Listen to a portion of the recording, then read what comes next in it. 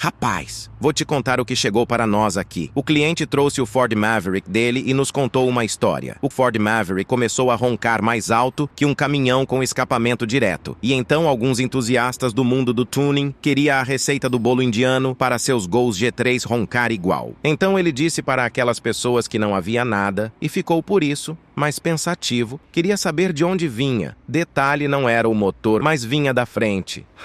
Isso o preocupava. Rapidamente colocamos o carro em um elevador, analisamos e identificamos o problema. Era o rolamento dianteiro.